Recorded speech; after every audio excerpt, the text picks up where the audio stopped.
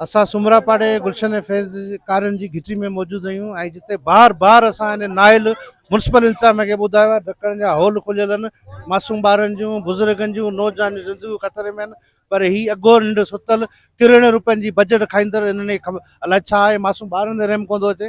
अॼु ही मासूम तव्हां ॾिसो पाण ॾिसी सघो मासूम नंढड़ी इन हॉल में अची किरी आहे ऐं हिनखे पाड़े वारनि जेको आहे अंदरि गिड़ी ख़ासि करे चेतन ते बिठो आहे असां सां गॾु ठाकुर उन अची बचायो आहे ऐं हुन सां ॻाल्हि कंदा कीअं हिनखे वाक़ई ईअं थियो त केर ई कोन पिए हिते गड्डी ढक खुलियो पियो आहे। हाणे एतिरी हिन में नाजाइज़ी लॻी पई आहे, न को ढक था आणनि न को छा, रुगो हराम खाऊ वेठल आहिनि। ॿाहिरि किरियो पियो सभु ॾिठा पिया, ऐं किरी वियो अंदरां कढे छॾी हुनखे। ॿारनि मदद कई, मूंखे झलियो, मूं ॿाहिरि कढे वरिती हुनखे। अंदरि जाम वॾो आहे, नंढड़ी रुगो हथु ॾिसण में बि आया, पोइ मूं पेरनि सां हुनखे रुगो छिके वरितमि, बसि झले हुनखे। शिकायतूं केतिरी कयूं, रोज़ शिकायतूं कयूं, रोज़ असांजा मसला थोड़ी हल थींदा। खाली बजट खाइण में पूरा आहिनि माण्हू, उहो त घर में सुता पिया आहिनि। हितां असां ग़रीब माण्हू आहियूं, असांखे केरु ॿुधे कोन थो। केर ई कोन थो अचे, केर ई कोन थो अचे, खाली मिड़ी मथे झाड़ू पोछो करे हलिया वञनि था। सभु पंहिंजी पघार खाइण में पूरा आहिनि, केर ई कोन थो अचे वटि। कुंभ आज़ाद जी महिरबानियूं जो असांजे सुमरा मोहल्ला में आया आहिनि ऐं कवरेज कयो अथनि।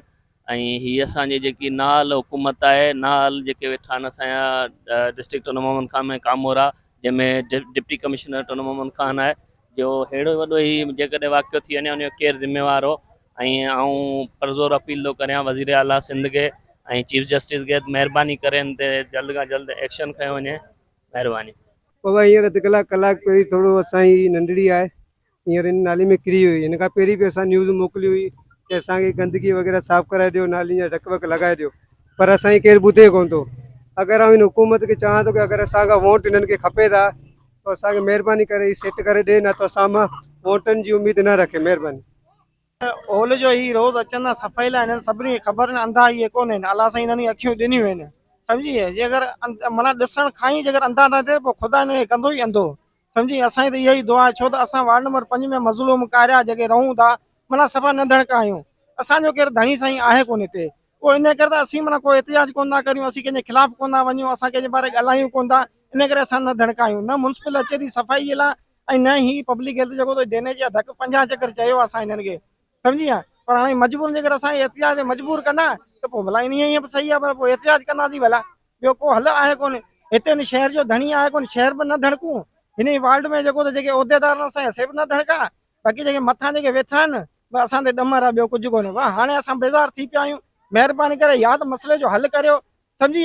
हिन सिटी में, हिन असांजे वार्ड में ही जेके पब्लिक हेल्थ जी नाहेली आहे, म्युनिसिपलिटी जेका नाहेली आहे, जेकर हिनखे दुरुस्त न कंदा त पोइ असांजे घर छॾी करे असांखे रोड रस्ता रोकणा पवंदा ऐं असां एहतिजाज कंदासीं, प्रेस क्लब ते ईंदासीं। असांखे माण्हू कोन्हे मराइणा, जे असां मां बेज़ार आहे त पोइ असांखे जवाबु ॾियो त असां शहर छॾे हलिया वञूं भला। जे असांजो हिन शहर में हक़ न आहे त असां ही शहर छॾण लाइ असां माना तयारु आहियूं।